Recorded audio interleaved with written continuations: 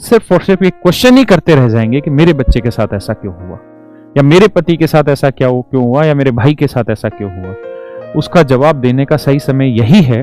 इस समय सच्ची राष्ट्रभक्ति, देशभक्ति यही है कि आप अपने घर पर रहें, सुरक्षित रहें, समय समय पर हाथ धोते रहें, अपने आप को सोशल डिस्टेंसिंग के क्राइटेरिया में मेंटेन करके चलते रहें, अपने माँ बाप को भी बचाएं, और जब तक संभव हो तब तक घर में ही रहें। चाहे सरकार लॉकडाउन हटा दे, कर्फ्यू हटा दे, तब भी कोशिश करिए कि खाना खाने तक की अगर प्रबंध है तो अपने घर पे रुकिए। अगर उससे भी बदतर स्थिति है तो आप जरूर अपने लिए उचित कदम उठाइए, उसमें दिक्कत नहीं है, लेकिन जब तक रुक सकते हैं अपने घर पर रुकिए। अदरवाइज मेरे प्यारे बच्चों, शायद मैं आपको और कठोर शब्दों में बता नहीं सकता, पता नहीं कितनी डेथ आप देखेंगे, कितने नॉन टू आप देखेंगे जो आपके गुजर जाएंगे। इसलिए समझिए, संभलिए, ये वक्त दोबारा आपके पास नहीं आएगा।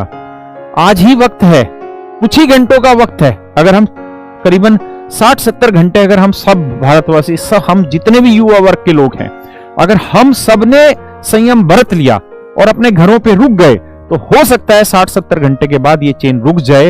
हो सकता है इसकी स्पीड बहुत डाउन आ जाए, और जैसे ही इसकी स्पीड डाउन होगी तो हॉस्पिटलों में बेड भी अवेलेबल होंगे, ऑक्सीजन सिलेंडर भी अवेलेबल होंगे, व्यवस्थाएं भी दुरुस्त हो जाएंगी। तो कुल मिला के इस समय देशभक्त बनिए और अपने घर पर सुरक्षित रहिए। और दूसरी बात, अगर आपके पास धन है भी, तब भी आप किसी चीजों का स्टॉक मत करिए। मेरे मन में एक बार यह आया कि मैं शायद इतना सामर्थ्यवान हूं कि 8-10 ऑक्सीजन के सिलेंडर लेके अपने घर पे रख लूं, लेकिन मुझे यह समझ आया कि उससे मुझे हासिल क्या होगा।